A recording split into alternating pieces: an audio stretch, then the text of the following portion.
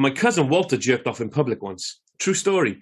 He was on a plane to New Mexico when all of a sudden hydraulics went. The plane started spinning around, going out of control. So he decides it's all over and whips it out and just starts beating it right there. So all the other passengers take a cue from him and they start whipping it out and beating like mad. So all the passengers are beating off, plummeting to their certain doom. When all of a sudden, snap, the hydraulics kick back in.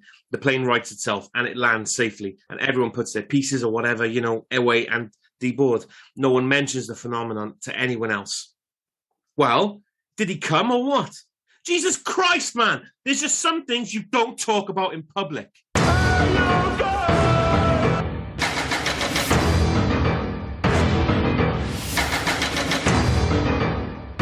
Welcome to You Guys Podcast. I'm Rob, this is Liam. And yep, that's right. After Terminator, what better film to follow up than Mallrats? Kevin Smith's follow-up film after Clerks, a film about two best friends loitering around the corner shop. Mallrats is a film about two best friends loitering around the mall. Like Clerks, Mallrats shows us what Kevin Smith did best, and that was focusing on characters having very long, drawn-out conversations, feeling like every character has a thesaurus tucked away in their back pocket. As his highly anticipated follow-up from Clerks, people were excited to see what comes next from Smith. This movie, unfortunately, a box office bomb, found its place on home video, and I am not ashamed to say I enjoyed this film in 1995, and although it has lost a lot of its luster, I enjoyed it again in 2022. But it's not me this film needed to convince. So after Terminator, a film Liam, I, and guest Dan marked as a 5-star film, the big question is, for you, mate, how did this film sit with you? I mean, the same as it always has. I mean, it's absolutely fine. It has highs and it has terrible lows, and quite often, honestly, it depends who's talking. And that is one of the biggest issues. I mean, just be clear, I don't think this film is nearly as tight as Clerks. Not only has it got a bigger set, I just don't think the dialogue is as sharp as it is. But a big part of that is Kevin Smith has very obviously distinct dialogue. And I think you can see a lot of the actors and actresses actually struggle to deliver it. And that's what makes, I think, Jason Lee stand out so much. I mean, I know, and Dan mentioned this when we were talking after the Terminator podcast last week, that he's a very shouty character. And of course, now that he's mentioned it, that's all I can notice. He does scream the majority of his lines, but it works for this film. And like you said, the idea that every character has a thesaurus, it's dialogue that doesn't, like, humans don't really speak like this. It's how we think we might speak with our friends, but in reality, it's not how we talk with our friends. But Jason Lee makes it work. But I think other characters like, Claire Forlani is Brandy. She's a good actress. Jeremy London is TS. Those two in particular, they have relatively big parts. I think they really toil with the dialogue. I was going to TS in particular. I was going to record their opening introduction where they're talking about how the woman did 700 laps and then an embolism popped. That whole dialogue just seems so uncomfortable. It felt like kind of, like a college class in acting. Like the dialogue's there, and I do like the dialogue in that sequence, that idea that, she had such a fat ass and she just kept running and she's fucking dead. Like, that's a great sequence. It's really well written. But yeah, and that's like the first time you're seeing these characters, It just feels awkward. And then you go to Jason Lee and everything coming out of his mouth feels like he actually talks that way, which is a tricky skill. And that's the reason this film in many ways made Jason Lee's career. It certainly put him on the map. You said it right. I want to play you something, and we're going straight back into my soundboard. But you said it. How friends don't talk like that. Now, I'm not. I don't know if you've ever actually broken up with anyone and told your friends about it, but I have. Play this for you. Go for it. What's that? Like it? I framed it before you got here. Oh my God, Renee dumped you. Hell hath no fury like a woman's scorn for Sega. Wow, look at this laundry list of complaints. So you have no direction, no college ambition, no job prospects? Yeah, it also says I have no dick. But you'll notice that follows the financial question, proving once more what women really look for. Oh, she calls you callow in here. You say that like it's bad. Well, it means frightened and weak-willed. Really? Shit. That was the only part of the letter I thought was complimentary. Yeah, well, you're lucky. Unlike you, I didn't even get a letter filled with obscure adjectives. What are you telling me here? I, too, now am in the framing business. Holy shit, Brandy dumped you. I, too, now am in the framing business. Like, the whole conversation just seemed like no friends talk like that. Well, the thing is, and again, I think it's like, finding the kind of actors who can deliver this dialogue. And again, I think the dialogue in general in this movie is flabbier than it is in Clerks. Yeah. A lot of his dialogue is completely overwritten, but like it works in its own unique way, because this film isn't really a film so much as a series of non sequiturs. It's basically an array of stand-up sketches, and usually what you get in these movies is it'll be written for a comedian. So it'll be almost like a kind of a star project kind of thing. And it's basically, I go up there and basically we'll take your stand-up material and we'll work it into a movie. You see it. And you can feel Kevin that Hart. in Dogma with Chris Rock. Yeah. Well, some of his stuff literally is from his stand-up, and you get that. But instead, this is basically a stand-up routine written by Kevin Smith. So it's applied to all the characters. So you end up with this weird world. The only thing that's close to it is what's the name of the director who did the Ghostbusters follow? The one with all the female cast. Paul Feig, Paul Feige, whatever his name is. Yeah. He kind of has that world where every character, and it's the reason the Ghostbusters movie, it was nothing to do with the fact that it was a female cast. It was the fact that because of his world, every character is a comedian, because it's based on his writing and he wants everyone to be funny. And it's the same with this. Obviously, it's a slightly different style of comedy, but you end up with this movie where everyone's delivering lines. There's not a normal character to be found. And obviously, he's made something out there because it's become the kind of viewer skew universe where everything is slightly off kilter and nobody quite talks like a human, because it is just completely overwritten. But again, it works for the most part. I just think some of the actors really toil with it. But, like I say, it's a weird movie because in some ways it's a really ballsy follow-up to Clerks. And in another way, he's basically making the same movie. And I can't quite decide if it's a really ballsy move or whether he's just like, well, I'm just going to make it in a bigger shop. Well, that's the same fucking film. Kevin Smith has gone on record so many times about his lazy directing, where everything is good enough. I don't want to do another one. That's good enough. We'll move on. So in my mind, and I'm guessing in his mind, he's gone, the Clerks script, good enough. We'll just make it color and we'll move it to a bigger shop, as you just said. Yeah. Well, you can see that almost like his emphasis on character and dialogue is just everything in this film, because the direction is really limited. It's not a flashy film at all. There's very few camera movement. Like, it worked in Clerks because it's a small store. You didn't need big camera sweeping movements. In this, you still got that really still camera. It's mostly just master shots. And you're just reliant upon the characters bringing it to life, because the direction isn't doing any of that, which is absolutely fine. It's just a very simple directorial style kind of thing. But I think it suffers a bit more because you've got a larger store. You've got a bigger canvas to work with, simply on the basis it's a mall instead of a shop. And it makes for a slightly drab-looking film at a point. The only time you ever really get any style is when Jay and Silent Bob come to the party. And it's interesting because you end up ostensibly with two movies. You've got like a classic Kevin Smith dialogue heavy kind of almost a sex comedy in some respects. And on the other side, you've got a live action Looney Tunes cartoon where kind of common sense and the laws of reality are just abandoned whenever Jay and Silent Bob are on screen. I actually think that kind of brings the movie to life in many respects. I felt for Kevin Smith, right? Because I'm assuming it was round about this time that he was dating Joey Lauren Adams. So he had to get her tits on show, right? At the exact same I've got time, a few comments about her as well. At the exact same time where he has to have his head go through the dressing room. Yeah. And all I could think about was at that time was, bless him, he's now on screen forever having his bald spot on show.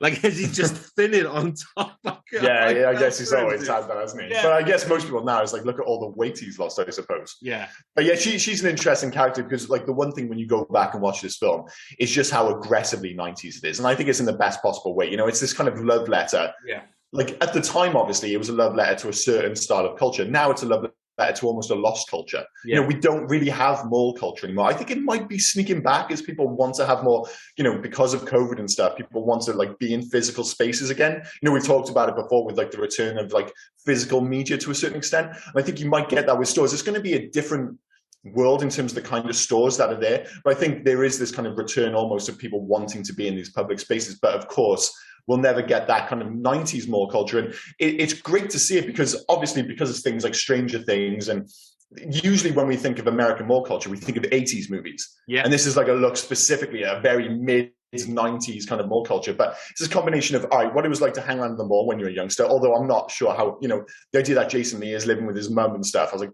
motherfucker, you look 30. I'm not buying it. But one of the Affleck, mind. Ben Affleck, no more 90s. Great in this film. No more 90s than Ben Affleck wearing that blazer.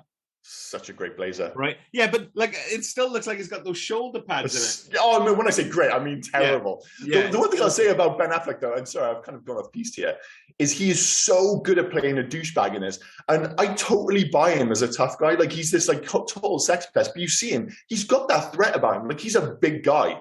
And when he's going around, kicking people's ass, you can see why people would be like, I don't want to fight this guy.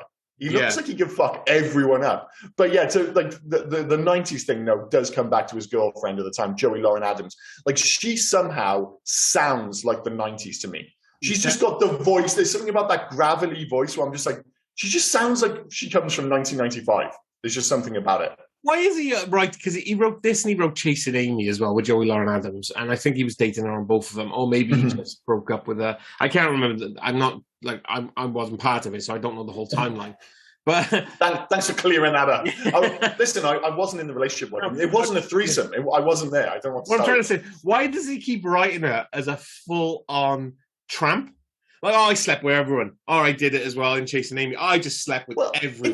It's an interesting when you say that, because obviously nowadays, Kevin Smith always gets accused nowadays. One of the big issues is he's too woke. He's too woke. Yeah. Whereas if you go back and watch his film, her character in particular, if you want to put a positive spin on it, she's very sex positive. She has no shame about her sexual endeavors. Yeah, which is really kind of refreshing for a film from 1995. And obviously, you can make arguments about where the movie goes, but to make a film called Chasing Amy, where the lead character is a lesbian, and obviously one of the spoiler alert, one of the male characters turns out to be gay. Yeah, that was woke before the term woke hopped up. Along, yeah. And I don't think.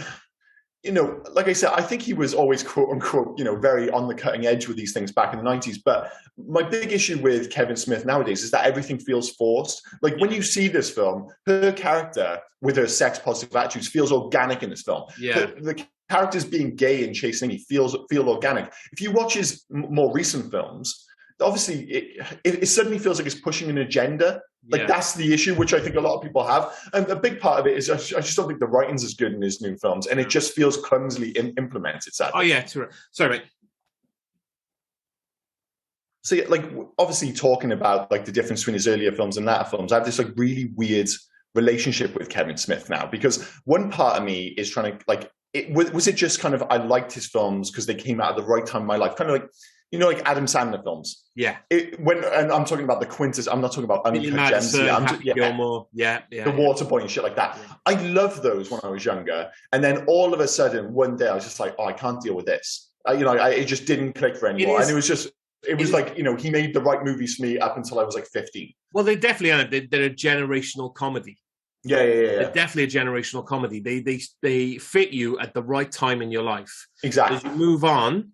Yeah, I'm the same with those films with Adam Sandler. I go back and watch them now, and I think, do you know what?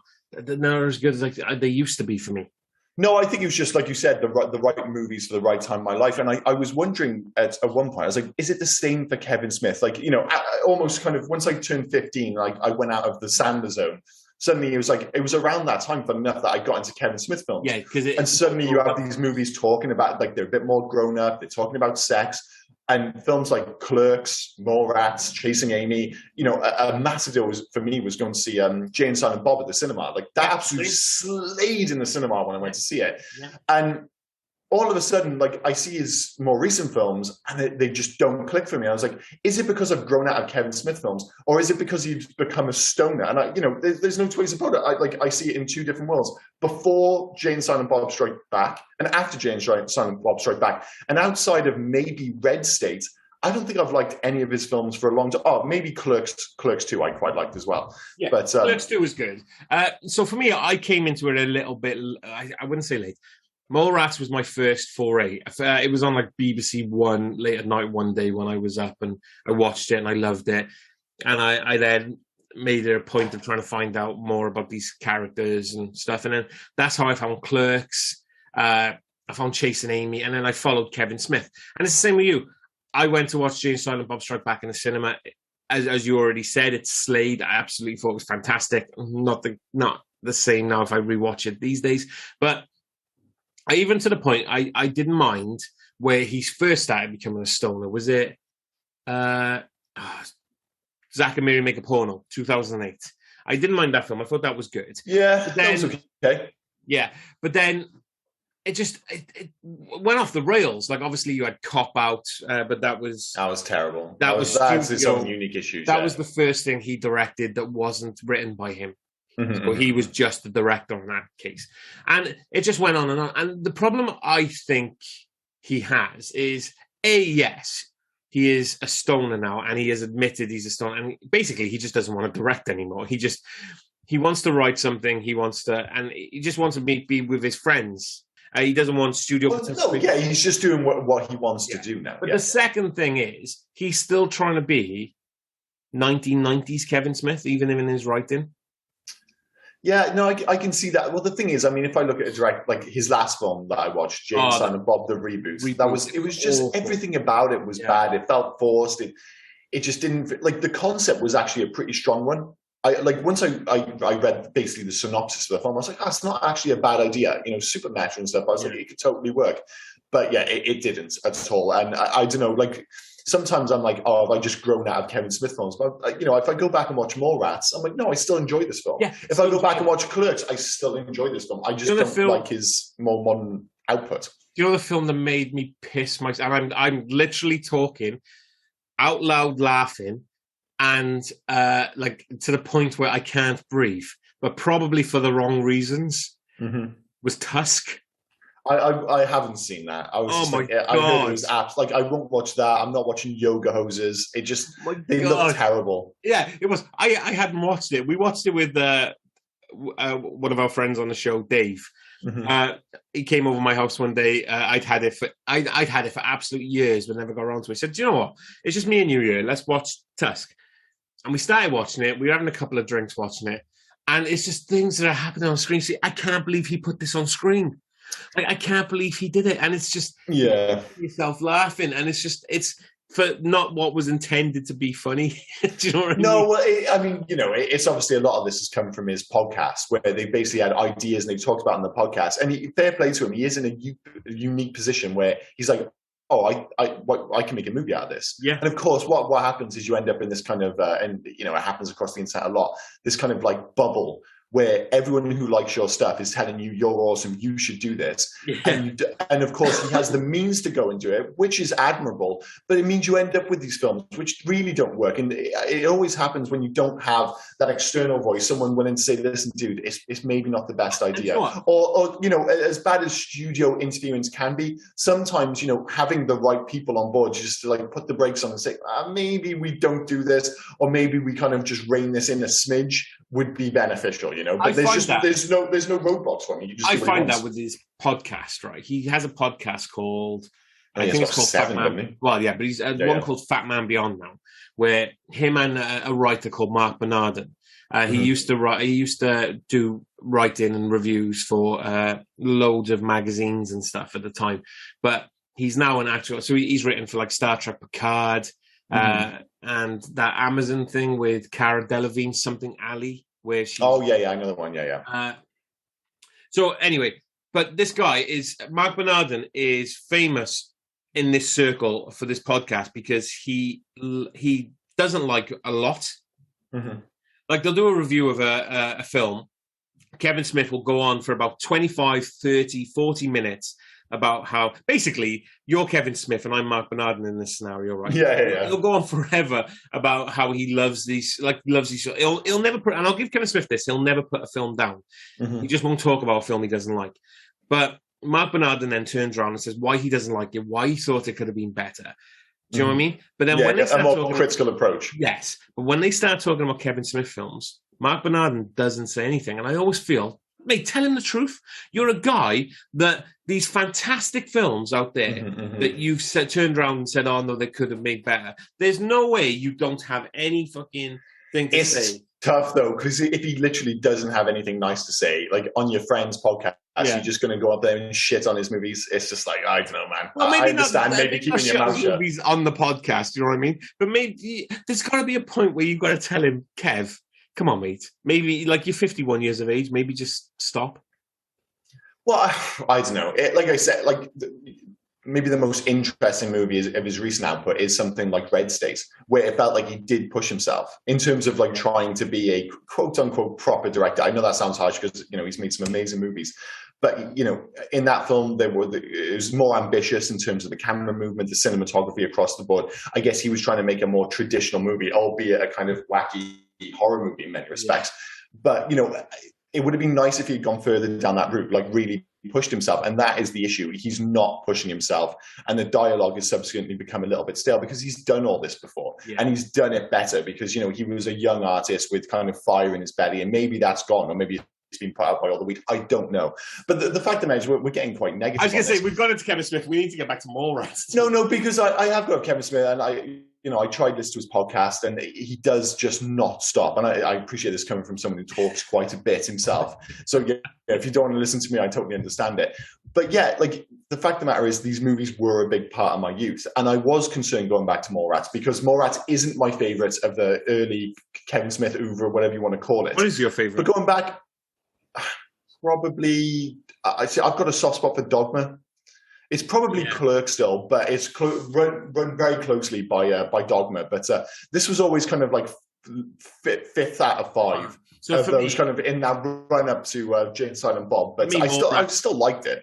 For me, Mallrats is my favorite because it was because it was the one that got me into the whole Kevin Smith verse, or the Viewer Viewer Skew universe, or whatever it was called. But it was the one that got me into it. So it is my favorite.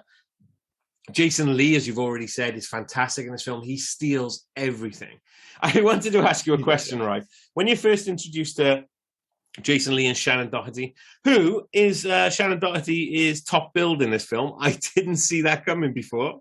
I guess it makes sense at the time. Yeah. You're not going to give it to JasonLee. He was an unknown. Yes, Jeremy London's not going to go to him. I mean, who are you going to give it to? Fucking Stan Lee? Like, she was the most famous face in this. I'm not sure how famous Claire Forlani was at this point. So no, I don't think she was that famous at this point. When you're first introduced to Jason Lee and Shannon Doherty in the bedroom, and she wakes Jason Lee up, like we called you a psycho last week for listening to your headphones in the house, which I still stand by. I don't get it, but apparently it's not the done thing. The other thing, who sleeps like Jason Lee sleeps? God, like sitting up in a single bed. Yeah, right. It's very strange. It's almost the only thing I can assume is are they trying to kind of suggest that he fell asleep playing the Mega Drive? I don't know. That's all I could think is like he fell asleep playing the Mega Drive. Pause it, so he shouldn't have fallen asleep. He managed to pause it. Yeah. That's all I could think because it's otherwise it's an absolutely mental way to fall asleep, especially when you're laying next to somebody else. Like if you're sitting and watching TV, maybe, but when you're sleeping next to a woman, like there's no excuse for you to be sitting up in bed. No, not at all. But then also there's no excuse for him to be ignoring Shannon Doherty to that point because she's clearly a great girlfriend. Like that is the thing. The guys in this film just don't deserve the girls that they end up with. Like he ends up with Shannon Doherty and TS ends up with Brandy, especially at the end. Like the ending, it just isn't justified at all. Like how, you know, she kind of, so what can I do? I love the dick. Maybe you can get it with Brody because he is charming and he does have something about him. But like all the way through, TS is a complete bellend, and he's a complete dickhead. Like on the stage, he's being such a dick. Exactly. Before he even proposes to her, the last sentence he says before he says, "Will you marry me?" is, "You're still a daddy's girl. You're still like." Do you know what I mean? You're still just following your. And then he's going, "Oh, by the way, yeah, you're still like your dad's daughter and all this shit." He's slagging off her dad, and then he goes, "Oh, by the way, will you marry me?" And she, It just comes like the marriage thing, as far as it comes completely out of the blue. Like, don't get me wrong, I know he was planning on marrying her, but at that point they split up. He's being an absolute bellender on stage, and then just suddenly drops, "Oh, will you marry me?" And she's just like head over heels, and they're like making out on stage and stuff. But don't get me wrong, I'm all for his initial proposal plans, although it's that classic, and you do get it in this film. That idea is like, I was going to, propose to her at the Jaws ride in Orlando when the shark jumps out of the water. He's like, that's the most romantic thing I've ever heard. I love like there's all these things that if only you were trying to marry your mate, like sometimes you're like, it would be easier if I was gay. It's like, that would be a classic example. It's like, it happened to me with, like when I owned a Dodge Avenger, and it was like a ridiculous car, I had like racing stripes and stuff. Yeah. And the only people that ever kind of like got any attention from was dudes. Like I was just like, man, if I was gay, I could just get my dick sucked all the time. Everyone loved this car. And it's the same with my video game collection in my house. When guys come over to work on my house, they stop and they're like, whoa, that is such an amazing collection of consoles. I was like, a woman is never going to say that to me. No. My wife certainly isn't. It's all blowjobs and ball games at that point, then, isn't it? Yeah, it's ridiculous. But it just reminded me of that, like, that idea in your head. It's like, oh yeah, this would be a great place to propose. And your friends are like, yeah, that sounds amazing. But of course, it's a fucking terrible idea. But not any worse than proposing on stage. But it worked. What can you do? They got married on when Jaws popped out of the water instead, which is worse. Yeah. Like they're trying to have their romantic kiss, and the boat is just shaking back and forth. It was weird. It's bizarre. But then another one of their conversations, I thought this was an interesting one. And it's a great sequence because you can see that they're not supposed to be laughing in the fart story. Yeah. It's like, have you ever farted in front of Brandy? And they just start giggling immediately, and they've obviously kept it in. And I thought it was interesting ones because I try not to fart in front of my wife. And I was like, that's one thing. But if you fart while your other half is going down on you, is that a break-upable offence? Well, it depends on the woman, because what's that thing from Harold and Kumar? She gave me a blumpkin. What's a blumpkin? She gave me a blowjob whilst I was having a shit on the toilet. That is something else. I mean, but then she's committed to it. Like, whereas this, like I assume she knows in that situation that you're sitting on the toilet. I mean, whereas like I assume in this situation, she's just giving you a blowjob, and just in the middle of it, you just ostensibly fart on her head. I suppose there's a bunch of factors, isn't there? Was it just not loud? On her head, that doesn't make sense. Was it just loud? Or was it loud and smelly, or was it silent and smelly? Like, do you know what I mean? Silent and deadly. Like, there's a bunch of factors. If it was just loud, but there was no damage to her nasal, no follow through. Yes. So I didn't. Oh no, it was completely unreasonable. I didn't shit myself. So she should have not only did I fart in front of her, but I just shot out like a cannon. Well, I guess it comes down to like at what point in your relationship. If it's an early doors relationship and somebody farts when they're going down, and you're like, listen, I don't want to be with this person. I like to think if you're married to that person, they're going to give you the benefit of the doubt and let you. They'll be like, well, I'm not going to divorce them on the basis of that. I mean, I will categorically say now, I have never farted whilst that's been happening. No, certainly not. Certainly not. Just no matter how I'm not talking about this because I'm worried about my own guilt or anything like that. No matter how deep into a relationship I am, that's never happened. Yeah. Well, anyway, I should probably shift gears pretty quickly. I've taken us down a dark and dank route there. But I tell you, one of the more interesting aspects of this film, and it's easy to take for granted now, this movie where you go back and so much of it, obviously they've a big part of it is just friends hanging out in the mall. But the other 50% of this film is them talking about geek culture. And it's a really interesting film to go back to because you got to remember, like, this wasn't a thing 20 years. Like, this film, if anything, was made 20 years too early. And you can see that in the dialogue because they have to overly explain everything. Like, every time they reference a character or they reference Wolverine, there's always the whole berserker thing. There's always an extra line of dialogue to kind of keep the audience on board because he knows, like, a lot of the people going to see his film won't know what this is. And it's weird now because we're so embedded in geek culture that everyone knows this stuff. Like, you don't need to explain it because if you reference Wolverine, if you reference Marvel, if you reference Stan Lee, of course, everyone knows who these people are. But in 1995, for most people, you absolutely had to explain these things because they wouldn't have had a fucking clue unless you were specifically into comic books. And there was no more said than when they were having that first conversation about Wolverine and they said, shall I call you Weapon X? And he said, no, you call me Wolverine. Because if they're going to go Weapon X, people go, well, what's that Weapon X reference? So they go, no, he's Wolverine from the X-Men. And then they go, what he's doing here right now is he's intimidating his berserker move with his adamantium claws. Like, wow. Like, you've already alluded to the fact that TS does know comics. Because you said, I tried to... Yeah, well, it's totally for the audience. Yeah. 100%. And the thing is, it runs right the way through to his famous Stan Lee cameo. Because there's a moment when I think Brody's standing in the window and Stanley is standing next to him talking to him. And it takes him so long to realize that he's talking to Stanley. Like, it takes ages. He's standing there for a good minute and a half almost talking to this guy before he's like, wait a minute, you're Stanley? Yeah, no shit, Sherlock. And then Stanley had to give about, 3 or 4 references when I created this guy or when I did this. Yeah. Like, he just keeps going. It's like, dude, are you not getting this? Is Stanley? Like, looking at your basement or your bedroom, wherever it was at the point, you know who Stanley is. I'm sorry. Even before the internet in 1995, you know what Stanley looks like. 100%. I mean, that bizarre old hairline alone kind of catches your eye. I don't like. Is it? I think it's a wig, right? Yeah, I think. Yeah, but it's like it has to be. But the thing and his dark beard as well, like. Yeah, but the thing is, if you're wearing a wig, you think you buy one where the hairline matches up with your forehead. It's like someone's put it on and it's like off kilter. It's a really strange look. But yeah, it's one of those bizarre things where, of course, everyone knows who Stanley is now. Everyone knows what he looks like because he's been in 1,000,001 Marvel films. But back then, most people just didn't know what Stanley looked like, unless you were into the culture, of course. Back then as well, and because it wasn't the films, as you've just said, nobody would have given 2 shits that you had a guy who wrote comics being on TV, being on screen. Yeah, totally. But then it's weird. Like I said, you've got half of it is this kind of like uber kind of referential, comic book love letter. Yeah. Then you've got all the more, like, I love all the stuff, like that conversation about the cookie stands not being in the food court, because it just also, like, I by the way, like, as far as I'm concerned, like, I don't think there's an argument to be had there. It's definitely an autonomous unit for mid-mall snacking. It's not part of the food court unless it's in the food court. Just because it sells cookies, it doesn't make it part of the food court. It is just classed, as you just said, it's an eatery. That's not all eateries are classed as the food court. They have to be in a designated food court area. Yeah, it's absolute nonsense. It's absolute nonsense. But speaking of nonsense, and maybe one of the more kind of mid-90s things I've ever come across is the whole Trish the Dish sequence.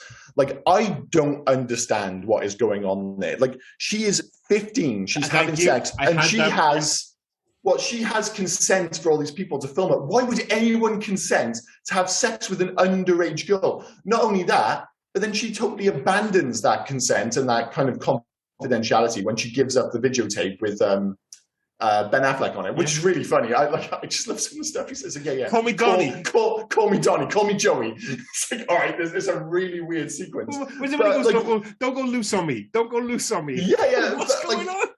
Like, surely that's like an entrapment situation, and like, but that has to have an impact on a book deal. And firstly, why would anyone give her a book deal to have sex with like grown men when she's underage? Like, everything about it just doesn't make sense. I don't understand the logistics behind it, right? They gave her an advance. The parents knew about it, right? Mm-hmm. She's 15. She's having sex with men from 14 to 30, right? Mm-hmm. The whole logistics around it, but yet only person to get arrested for having sex with a 15-year-old is Ben Affleck. It's bonkers. There's like from 18 to 25, and then from 26 to 30, those guys should be arrested as well. Well, everyone should. I guess they're not aware of it, but yeah, if she mentions their names, at the end of it, her book came out. Yeah, I like to think they would have changed their name or something like that, but I love his response when they're like, 15? Dude, I thought she was 36. And his last line after that, then, tell me you wouldn't have fucked her. or boinked her, I think he said, which is one of the 2 very odd references to sex. Like, I find, is it Brandy? Her reference to Whoopi is completely unforgivable. Like, that whole mall sequence is bizarre. It's like, over here, if you went to the Capitol Centre in the 90s in Cardiff, and they had, what was the one with Cilla Black? Blind Date. Blind Date. I mean, it feels like, did they usually film these things in the mall? It was really strange. But her questions were just like, why does she keep using Whoopi as a reference? And what was it? It was like, one of the questions was actually really bizarre. What kind of noises would you make when we're making Whoopi? It's like, okay, you've used Whoopi instead of sex, but that is a really bizarre question. I did 2 things about that sequence. The noise thing, but then the face Jason Lee makes when he goes, yeah, that's a bit personal. And then when Gil, who is Dante from Clerks, in case anyone didn't get that reference, when he starts going on about how they'll go for a nice, they'll take and deflate the mouse. Oh, go to like the cheese factory or something. Yeah. He's so bad. But I love it then when Brody turns around and goes, look at you. You're the kind of dude that'll beg for sex. I know, we can smell our own. Oh, he's such a slime ball, but but he works in the film with all his friends because obviously some of his other friends show up in it, like the podcast. Tell him Steve Dave literally comes from this, like the title, the whole Tell him Steve Dave thing. Tell him Steve Dave. Yeah. But like, I think Walt Flanagan has like two roles because there's one when he's outside the comic book store, and there's one where he's on stage. Like he has the run-in with what's his name, Rooker. What's his name? Brandy's dad in this. Yeah. What's his name? I don't. What was his name in this? Something. It's like Sven or not Sven. Sven's no, because Sven. Because I was going to say Sven's LaFleur. That was LaFour's. Sven Ole Thornton. Spenning is Michael Rooker. I do apologize. Yeah, Spenning. Yeah. But he has like a bizarre sequence on stage, and I don't quite get it, where he's like dressed up and he's got like a fake mustache. But he's doing work on stage with Spenning, and it's the moment when he's called TS to the stage to like have a chat with him, and they're both dressed exactly the same. And then there's a sequence just after that where a guy's working in the back where he's almost wearing the exact same shirt. I'm not just sure if like everyone wore the same shirt in the mid-90s or whether it's like a running gag. I didn't guess because this film does have an array of running gags. And I was just like, that bit I just didn't get. I assumed it was accidental, but it just kind of took me out the film. Walt Flanagan's mentioned loads in this film as well, because when they're hiding from LaFour's and they say... We obviously don't know how to pronounce his name. I think we're going to pronounce his name differently every single time. LaFleur. Yeah. When they're running from Sven Ole Thornton, and they say, oh, is he gone? Yeah, he's halfway to buy me toys right now. That dude's faster than Walt Flanagan's dog. And then there's that beginning where Brody, the narration, where Brody goes on about his cousin Walt. And I'm wondering if that's Walt Flanagan as well. He goes, my cousin Walt. Yeah, he bought a cat. How else am I going to get the gerbil out of my ass?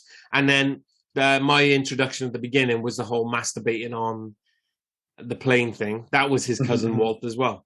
Like, that has to be like Walt Flanagan must have gone into this film and gone, what the fuck did I do to Kevin Smith? Well, it's cool that he has all those mentions, I suppose. I think he's the kind of character who maybe wouldn't give a shit, but yeah, it's still kind of cool. But I mean, it speaks to his just like obsession with getting all his friends involved, which must be awesome. Like, you know, your friend hits it big and he's like, I'm going to involve all my friends. Yeah. Almost to a fault, because again, some of the acting in this film is pretty rough. And it's odd because sometimes the movie gets away with it. Like the stuff I mentioned it earlier with Jay and Silent Bob, where it really does feel like a Looney Tunes cartoon. And some of the acting feels like purposefully still. Can I interrupt? Yeah, go for it. Just because you mentioned Jay and Silent Bob, and we've mentioned the whole wordy dialogue that you get from Kevin Smith, but then they can throw in, as you've said, it's two different films, because they will throw in the odd snoochie boochies. Like, yeah, well, they're the sound bites for the film, aren't they? Because his other dialogue isn't very sound bitey. Because you know, as you did at the top of the podcast with your introduction, it's a long ass joke, and then all of a sudden you're just like, well, I'm just going to say something funny, and it works on both sides. And that is one of the things of this film. It works off both ends of the spectrum, and I think it's the kind of like how stoners think they talk, and then the reality of what they actually sound like. You know, him just acting like an idiot, but it's just as memorable in its own way, I guess. Yeah, no, absolutely. And you do. I mean, you would always quote, if you talk about Jay and Silent Bob, you're always going to quote, well, you can't really quote Silent Bob, can you? You're always going to quote like Snoochie Boochies or... Well, that's what most people take out of it, isn't it? It's like, you know, it's like that kind of that kind of through line to all the movies. The other one I love from this film is fly, fellas, fly! Yeah. Well, that's the cool thing, because you can build, obviously, these different movies, and as part of the viewer skew like universe, they're the kind of like consistent character. You have actors playing different roles and stuff, but Jason Mewes and Kevin Smith are always Jay and Silent Bob. Yeah, it almost doesn't matter. And it doesn't matter what the movie is. Like Dogma, with all its like, you know, religious supernatural elements, it's still just Jay and Silent Bob just acting like Jay and Silent Bob. Yeah, and and the great thing is you can make the movie around them more ridiculous because they almost exist in a different universe, and that is very much, as I mentioned earlier, the role with this film. Like most of them are just everything's kind of like heightened. But for the most part, they're just going, you know, you got two guys trying to get back with their girlfriends while also just kind of moping around the mall and running into an array of kind of like, you know, over the top characters.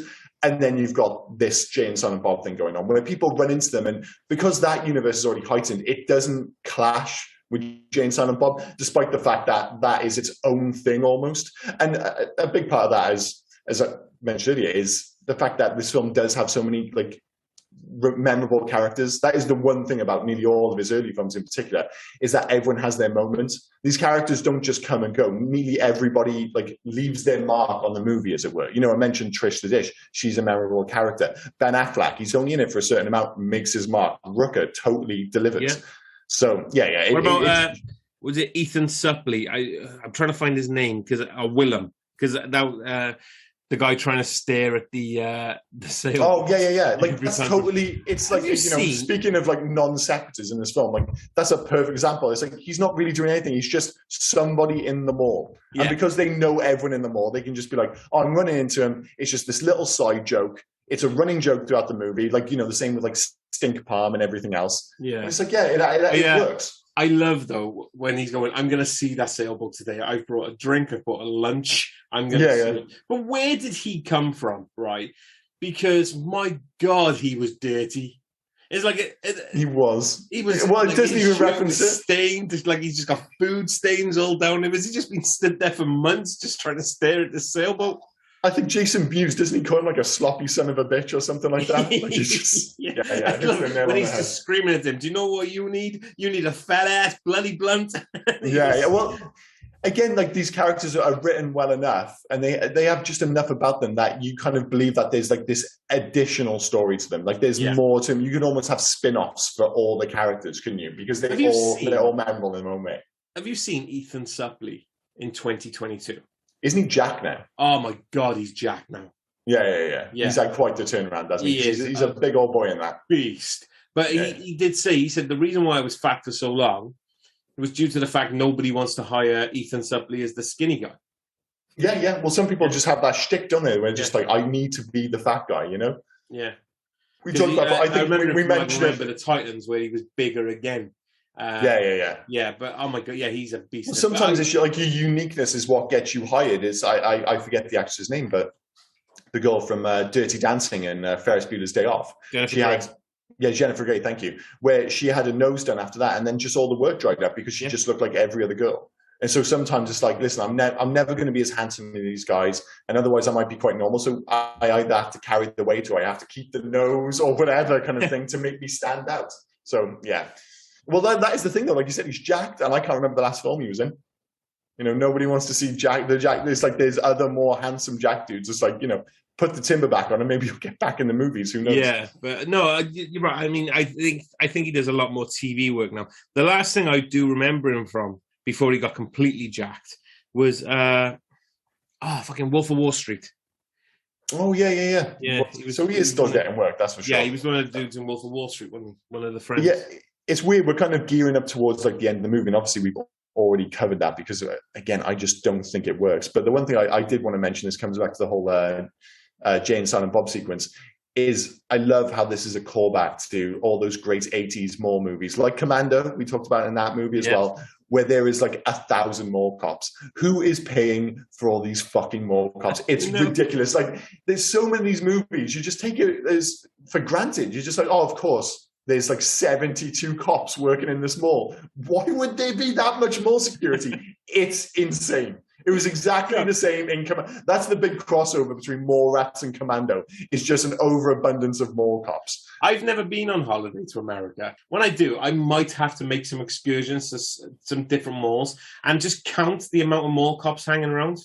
Because... Yeah, I can't remember there being that many. Well, the other crossover, I suppose, that you already mentioned it earlier, is Sven Ole Thorsen, who's been in a bunch of Arnold Schwarzenegger films. He was in Conan, Running Man. I mean, Running Man, he's basically playing the same character, isn't he? Yeah. But I've been to Florida. I've been to these malls. I can't remember there being that many cops. But then equally, would it be like I would have to kick off first, and then they suddenly come out of the woodwork? I don't know. I love the idea that there's a super mall cop though, like they just kept standing there with his hat. In this film as well. They just kept growing depending on what was needed.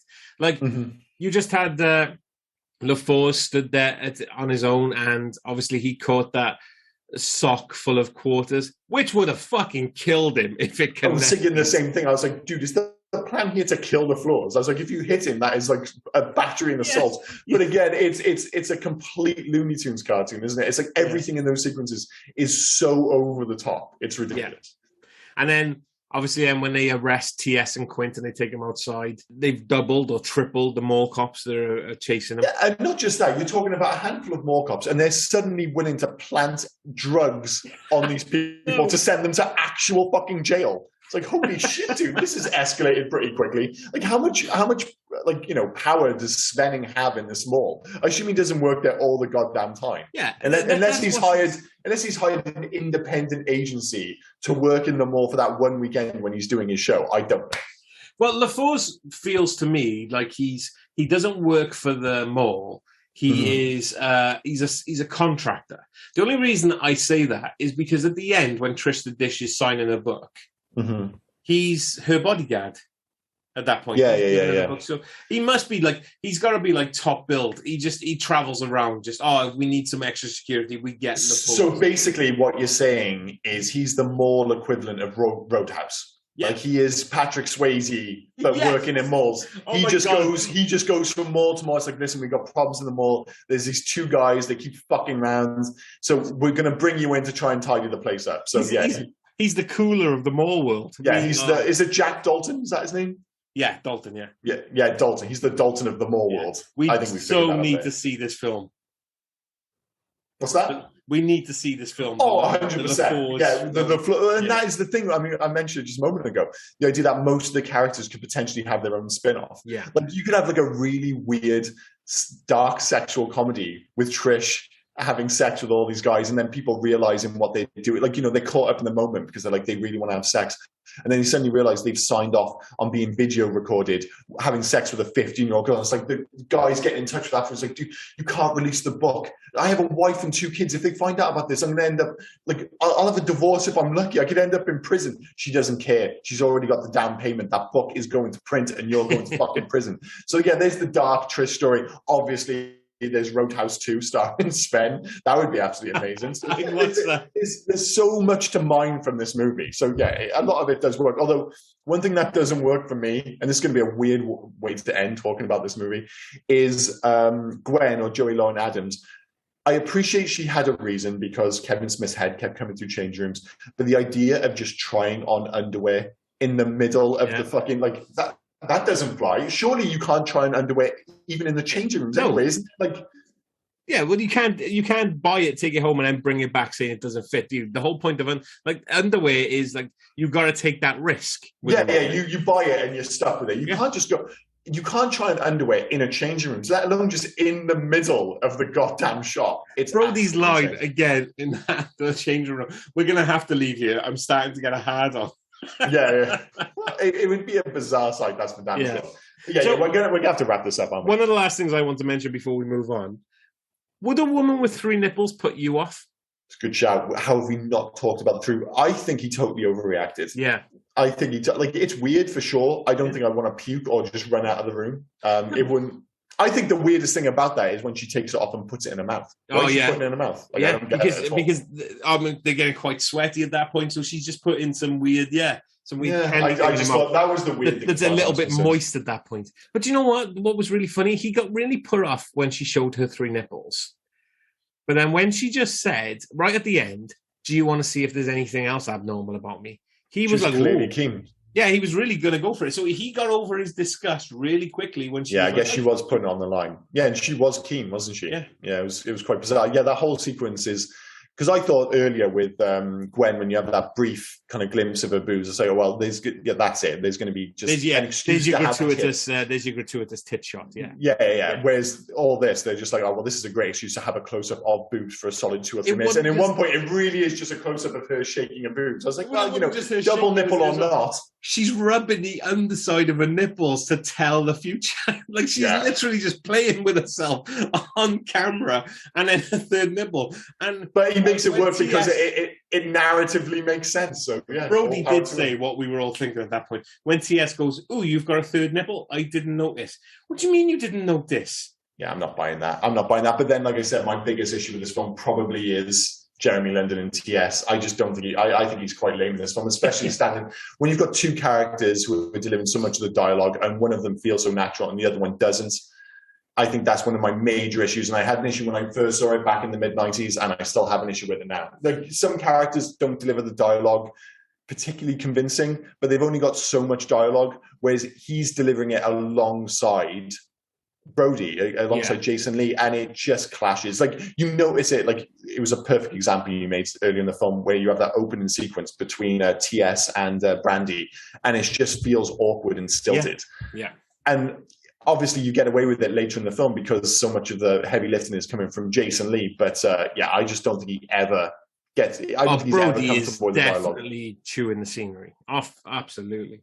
Well, he's absolutely chewing the scenery, but it works for the dialogue because, again, it feels like the other characters, like TS in particular, it feels like he's almost approaching it like a sitcom or something like that, and it just doesn't work. Whereas Jason Lee immediately got the idea, like, he can almost scream every single line because it is a heightened universe, and none of this dialogue is the kind of dialogue spoken by normal humans, so it feels more natural in its own unique way. Whereas taking a more naturalistic approach to the dialogue doesn't work because they just immediately clash. But yeah, it is what it is.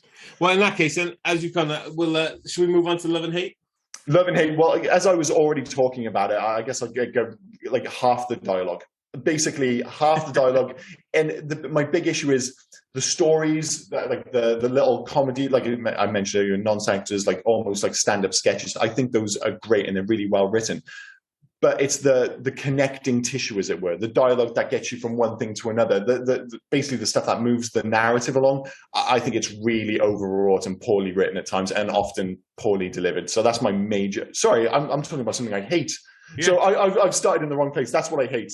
So half the dialogue, Jeremy London, and the clumsily romantic ending, which I don't think works. Sorry, I've done this backwards. Okay. I do apologise to confuse matters. I'll make it really weird, and I'll go for my loves. Yeah, go for a minute. Yeah. Michael Rooker. Great chap. He's great. And you briefly alluded to it. We didn't mention I love and also hate the whole stink palm thing where he's licking his fingers. It's so over the top, but it totally works, and it's so and it works because we didn't do stink palm when I was younger. What we did was the dirty Sanchez, where you stick basically your finger in your ass and you rub it under your friend's nose. One of my friends got me once, and I swear to God, it's just what he said. You can get rid of the smell, but you have to go and wash your face. Yeah. It's just there. It's fucking horrifying. The idea of having your hand up your ass and then rubbing it across, and obviously the visual impact of it being a kind of a melting pretzel is so effective. It's like got nuts in it and stuff, and you have the close up of his mouth. It's so gross. It's so gross. How did the friend get you under your nose, though? You're like 14 foot. I know, it's ridiculous. Well, he had to jump, but he got me. But I got like the weird thing. NBA star, he was able to dunk. Well, like yourself, there's something in the water in Cardiff where, yes, I might be the tallest of those around me, but you're 6'3", 6'4". My friend who actually got me, the bastard, he's 6'3". There's a lot of very tall people running around Cardiff. But I only got how I'm once, only 3 inches shorter than you. I make you sound like you're a fucking giant. Well, I am, though. It's all the difference. It's all the difference. Like 6'4" is tall, 6'7" is giant territory. But yeah, that running joke is fucking disgusting. And it really, there's something about the way Rooker licks his, like you said, licks his hands and stuff. That's why I love it, because he just oversells it. Yeah, totally. He's just stealing his pretzels. He's just it's all in. He sells it so well. Yeah. Although later on, when he is being sick, it's into a bag which is far too small, as far as I'm concerned. It's just a dangerous game. But hey, Brody, I like Brody. Yeah, I think he's really good in this. He's a guy that's got no direction, which I can relate to. I'm just a huge fan of. I thought, and for one of his first films, probably his first proper screen debut, I think Jason Lee carries it so well. Yeah. No, he's great. And I will say, I really liked in this film Joey Lauren Adams. I thought she was great in this. I thought what she was meant to deliver, how she carried her scenes and her parts as well. I've always had a thing for Joey Lauren Adams. So and I mean, beyond, as I said, her being just very 90s, like Jason Lee, and I think it's, beyond her being, Kevin Smith's girlfriend or whatever, I know you weren't part of that couple. Like, I understand that. But what she does have, you can see it in the scenes, again, is that comfort delivering the lines, delivering the dialogue that Kevin Smith's written. I think it's obviously a certain kind of actor who has that ability to deliver those lines. And you can see that in in this film that she feels confident with the dialogue, and obviously proved as much because she's brilliant in chasing Amy. So yeah, she's really good, albeit in a much smaller role in this film. Yeah. Do you want to go for your loves? Yeah, well, the other half of the dialogue. So while I dislike half the dialogue, I love the other half of the dialogue. You know, so many of the jokes, like you said, the story about the plane going down is fantastic. Yeah. I love the whole thing about the gerbil being up the guy's ass. You know, like the silly like side stories where it's like they don't need to be talking about the cookie stand, but it just works in this film. And that leads into one of the other things I love about this film is like the plot is almost incidental. It's just a connection of like, you know, characters kind of put in the same place just to have kind of comedic dialogue. And I think it works. It makes for a very unique movie. And the other thing is just a callback to 90s mall culture. It's just great to see on the screen. Yeah, absolutely. So for my hate then, it's good dialogue, but it's delivered quite poorly. I'm not a fan of the original introduction between TS and Brandy. Brandy. Yeah. Not a huge fan of that at all. It just seems weird. Even to the point where she's doing some weird, like holding her head, acting. It doesn't work for me. It just all feels uncomfortable. Yeah. I do not like Shannon Doherty in this film. Oh, really? Yeah. I think she's I appreciate that she's put up with a lot with Brody. Having to sleep under the bed on her prom night in case Mum walks into the hotel room. Yeah, she's put up with that. Like, yeah, I appreciate she's had to put up with a lot, but I don't know, she just seems so fucking whiny again.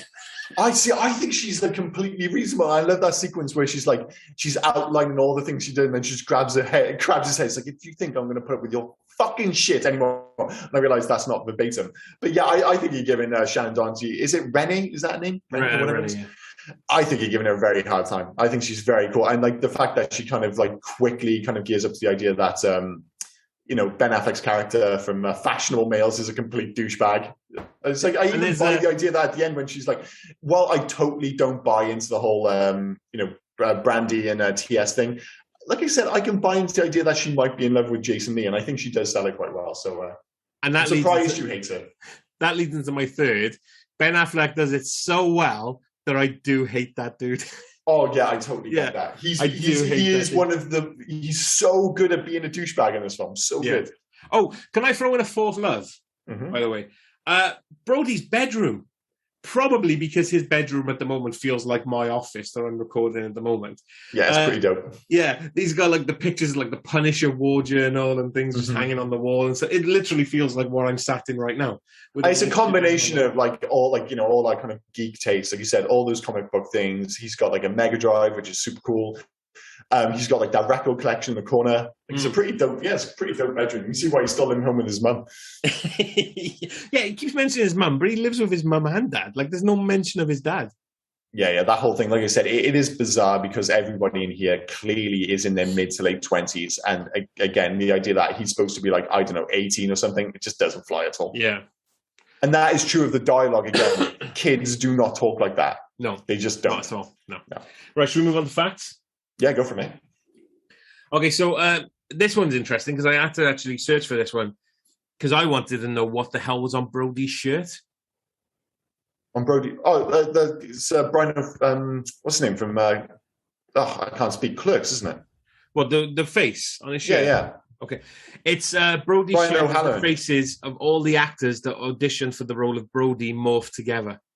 Oh, is it? I just thought it was a morph version of Brian O'Halloran's face from Clerks. I had no idea. No, it's all the actors that auditioned for Brody morphed together. That's bonkers. Yeah. That's a really weird ass T-shirt. In fairness. Yeah, it's insane. But it's odd. It just ends up looking like a stretch version of Brian O'Halloran to me. But hey ho. The studio almost replaced Jason Mewes with Seth Green. Kevin Smith insisted that Mewes should play Jay, but the studio made Smith take auditions for the role. Breckin Meyer also auditioned. In the end, all concerned agreed that Mewes was right for the part. Seth Green. Or I mean, you can see why they might have gone for Seth Green at that time. Like he kind of like fit the bill, but he's got a completely different energy. So yeah, it wouldn't have. He got his stoner. Well, he got his J part anyway, didn't he, Seth Green? In a film that we will do on this podcast, Idle Hands. I love Idle Hands. Idle Hands is totally great. Spoiler alert. Spenning was not originally supposed to be bald. Michael Rooker was trying to dye his hair grey for a better look and decided the bald would work even better. Yeah. Makes for a more dramatic bad guy. So this was filmed in Eden Prairie, Minnesota, down the road from Fargo, which was shooting at the same time. Oh, That's awesome. insane. Yeah. Fargo, Fargo always feels like an early 90s, 80s film to me, but it was shot in 96, yeah. Undoubtedly a better movie than this, but you would never guess from those two movies that they were filmed like round the corner from each other. They just do not feel like they belong in the same place at all. This is interesting because it doesn't say who it is, right?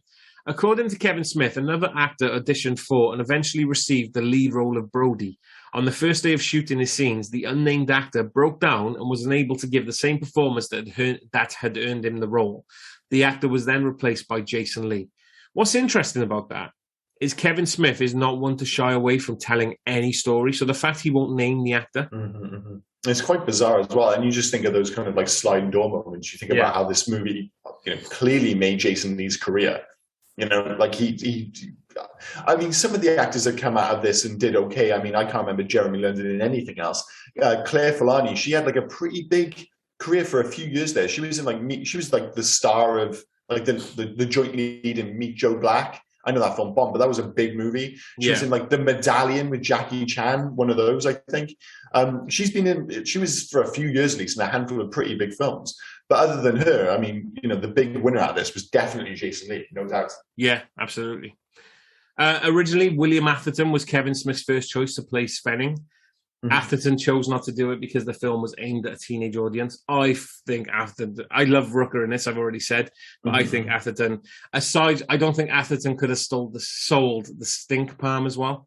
No. Atherton, to me, is that guy anyway. I mean, look at him as Peck.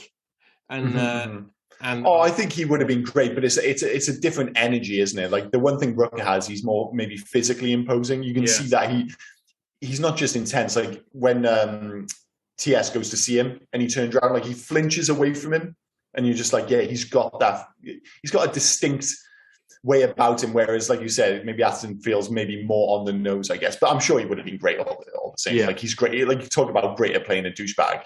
Yeah, that guy ticks all the boxes. Right, I'll do two more. So the first one I'll do is alternative casting. So Universal wanted for Brody, Mike Myers, Adam Sandler, or Chris Farley. Jeez Louise. Again, very different movie. Yep. And for imagine Mike Myers in this film. God, that wouldn't have worked at all. And for T.S. Quint, Ethan Hawke. That would work. I think he would have sold that better. Oh yeah, that makes for a better film. You put Ethan Hawke in this. Like I love Ethan Hawke. Speaking of, you put him in. You can make the case for him in most films. I'd be like, yeah, put Ethan Hawke in this film. But in this film in particular, like, yeah, he would make this film better. 100%. Side note: I cannot wait for The Black Phone with Ethan Hawke. That does look interesting. Great. That does look interesting. Yeah. I'm on board great for that. I mean, like those kind of Blumhouse horror films are usually pretty hit and miss, which is no criticism of Blumhouse because most horror films are by definition very hit and miss. Yeah. But that one looks really cool and looks like a role which he's got, a lot to work with there. Yeah. Looking forward to that. Sorry, that was just a quick side note. Oh, dude, I just can't not see this film with Ethan Hawke in it now. Like mid-90s Ethan Hawke in this film, it's just a better film. You legitimately add a star, I think. Yep. And finally, because this could have been the last film Kevin Smith ever did, during the Batman homage, as Jay and Silent Bob escaped from LaFour's, the belting attached to Kevin Smith slipped, the crane refused to start, someone had shut it off, and the key could not be located. This nearly resulted in a possible lethal fall. Jeez Louise. Yeah. Again, that was quite high sliding door moment. That is a more dramatic sliding door moment, isn't Alive versus Dead, I suppose. Yeah. And again, there's quite a few for this one. It's a lot about like Scott Mosier and Kevin Smith editing and things. So I'm going to leave it there. I think. That's fair enough. Legacy's a weird one for this film because obviously it bombed at the time, but it didn't stop him kind of carrying on making the films he wanted to make, and it's just become an integral part, especially of that early doors kind of View Askew universe. But I think the biggest part of it is that it's become a bit of a cult classic because, as you mentioned, it bombed at the cinema, but it did pretty big business on VHS and later DVD, and to the point now where it's there's a sequel in the works. But of course, I'm not sure if that's necessarily based out of any great love for it so much as like Kevin Smith just does what he wants now and has the the means to do it. He's been trying to sell Mallrats for ages. I think that's the name of the sequel. But I mentioned it earlier in the podcast. The one thing that stands out is that I watched this film. I'm like, it was made 20 years too early. It's like this film works better in 2022 because of all the geek references. Although I wonder if it works now with Kevin Smith now. I don't know if that would work.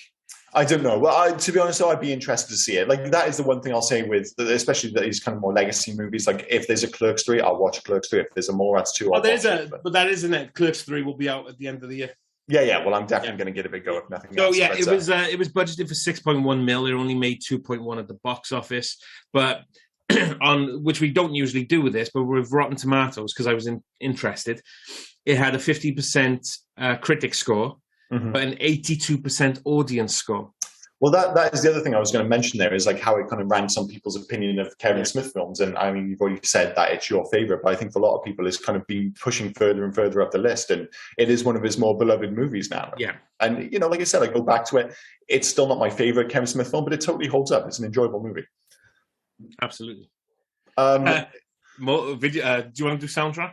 We'll do it quick. I mean, I haven't got much to add. I mean, it's just a bit aggressively 90s sounding soundtrack. And one of the things I always notice going back to these Kevin Smith movies is he really overdoes it with the score in particular. Like, everything is geared towards what's happening on scene. It kind of adds to the comedic element, but sometimes I think it can be a bit too overbearing sometimes, the score. And I think that's very true here. The only thing that really jumped out at me was the great use of Suzanne by Weezer at the end, which I absolutely love. It talk about a classically mid-90s song. But I was surprised going back that they weren't more kind of quintessential 90s tracks rather than it just be that more score-heavy Kevin Smith movie as it was. But yeah, the one thing that jumped at me was definitely Weezer, which I've listened to like 3 times since then. So, Build Me a Buttercup from this one. I always enjoyed. Oh yes, good shout as well. Good shout. But yeah, I like the fact that it was like referenced into like the whole orangutan Suzanne thing. Who's and then she ended up showing up in a whole bunch of films in 2001. Yeah. Yeah, I thought that was pretty cool. But yeah, the video game thing, I mean, it'd be easy to say, like something along the lines of, what's it called? Life is Strange, where you could have like a narrative adventure going around the mall and stuff. But realistically, I would love to see a Scott Pilgrim versus the World style Ubisoft side-scrolling brawler starring Jay and Silent Bob, with the characters in the background where they, end up fighting in the different stores and stuff. Because I thought, obviously it worked for that movie, but I love the kind of, it kind of gears in with the, like, fits in with the whole Sega Mega Drive references and stuff. So a 16-bit style side-scrolling beat 'em up, made by the team from Ubisoft who did Scott Pilgrim vs. the World, starring Jay and Silent Bob. That's what I'd go with. Yeah. You've kind of, like, you're in my head a little bit, or you're in my notes. I went side-scrolling beat 'em up with Jay and Silent Bob, with the bad guy was the Easter Bunny. But I had it in the vein of Streets of Rage. Yeah, well, that probably works even better. I think it was just because I recently played Scott Pilgrim vs. the World. Maybe if you're just trying to kind of update a 16-bit template. But yeah, I think we're basically on the same line there. There was actually, I found a video online for an supposedly unreleased prototype, and it was called Mallrats. And some guy found it. I don't know the full story behind it, but it doesn't look anything like it, other than the fact that it's called Mallrats and it's set in a mall. Other than that, it looks, I'm not sure if you ever played Alien Storm on the Mega Drive. It was also in the arcades. It looks like an alien shooter with like occasional kind of like arcade style first person sections where you're shooting up a shop, which is very Alien Storm in particular. So I don't know what the story is with that, but like I said, it has nothing to do with the film at all other than the name. It's very strange. So maybe that's why it didn't make it past the prototype stage. But yeah, I think the side scrolling beat 'em up's the more obvious option there. Absolutely. Yeah. I think that just leaves us with the ratings then. This is going to be an interesting one. So, I mean, I'll go first because I am more interested here, seeing that it's your favorite Kevin Smith film. I think it's still a 3-star film. I think at times, it pushes up towards 4, but so much of the emphasis on this movie is the dialogue and the fact that it does swing so wildly back and forth between being brilliant and quite terrible, depending on the kind of narrative and who's actually delivering it. Like I said, it's a fun film. It was never my favorite Kevin Smith film. It's still not my favorite Kevin Smith film, but it is still a really enjoyable watch. And it's something we've said so many times on this podcast, a really fun watch. It's a 3-star film, but it's a really fun 3 stars. If you're having a few beers, pizza, whatever, and you want to watch a film, this ticks all the boxes. It just feels like the kind of film you should have rented from Blockbuster rather than putting it on through Amazon. That's all. Yeah. So would I recommend it though? I don't know. Unless you're a Kevin Smith fan, I don't think I would. I don't think this works for everyone, and I don't think it necessarily works in 2022 for people who aren't kind of au fait with this style. So I'm not sure if I would recommend it. It's not one of those films. I mean, I'll go in reverse for me. Recommend first. It's not one of those films that, especially now, you would recommend to anyone, like any actor. anyone who hasn't heard of Kevin Smith or anyone who doesn't like a wordy film, because this is literally just talking, like throughout the entire film. Other than the Jane Silent Bob bits, that is exactly what it is. Yeah. Yeah. So no, I mean it's not one that you would recommend. I don't know anyone in my circle who hasn't seen it who I would recommend it to. Yeah, because that is the thing. The people I would recommend it to are the people who have already seen it. Yeah. 100%. Whereas like those who haven't seen it, there's a good reason. And I'm like, I'm not going to be the one. Like, and it's not even where I'd start as a Kevin Smith fan. If someone's like, oh, I've not seen any Kevin Smith films, I wouldn't be like, start with Mallrats. I more likely to say start with Clerks. I still think that is the quintessential Kevin Smith movie. And then if you like that, you just go from there. But yeah, I wouldn't start with Mallrats for sure. Kevin Smith is these original films are probably the ones you want to do in order.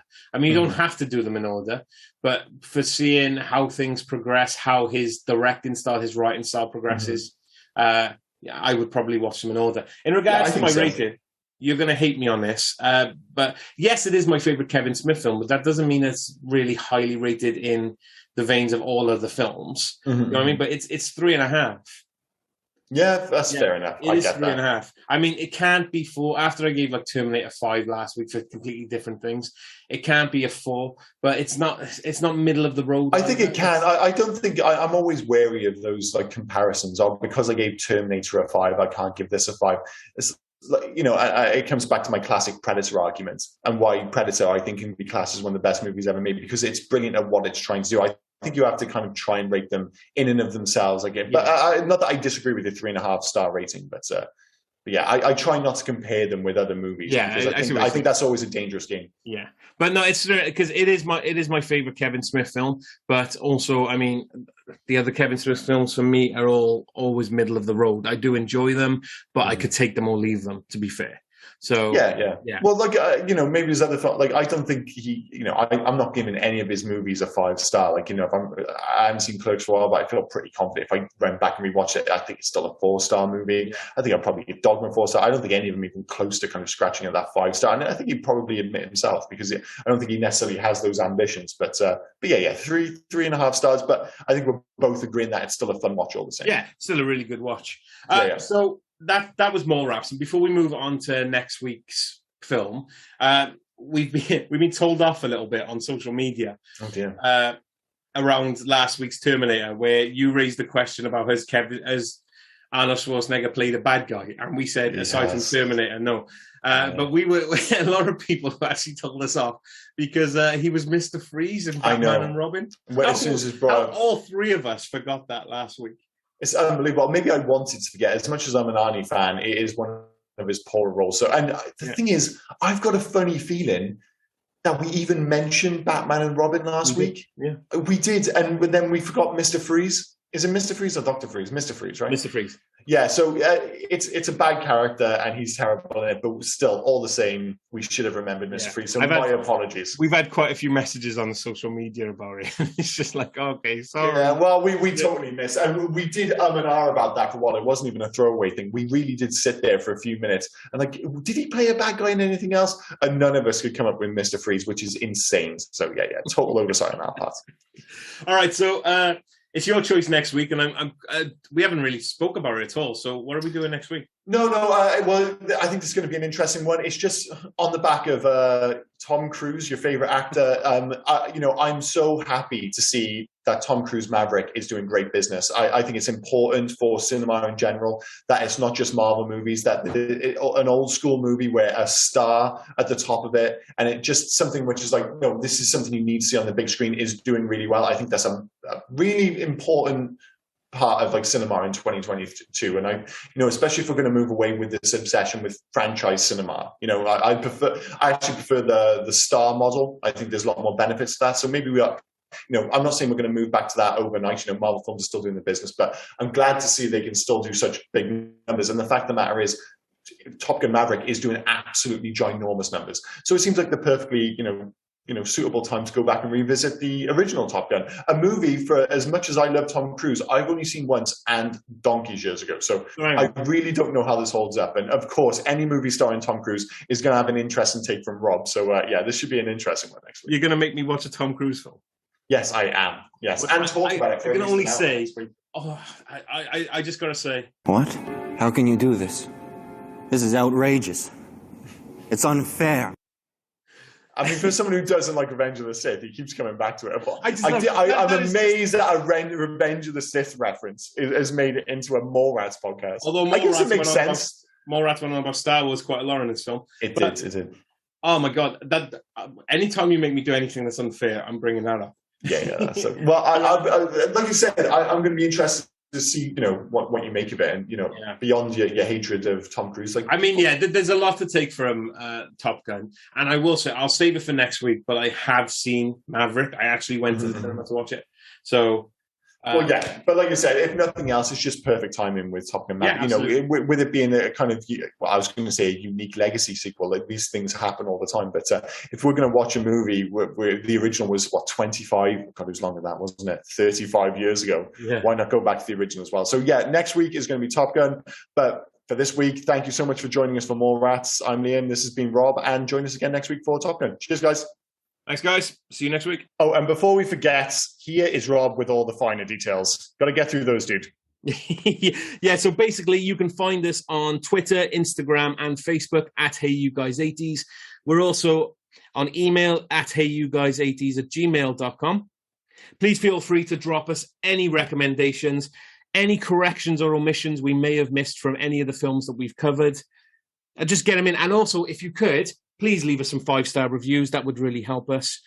And we'd like to thank, as always, Darry Fletcher at Darry Doodles for the fantastic artwork that we're now producing. Cheers, Darry. Thanks again for listening, and we will see you next week. Cheers. Bye.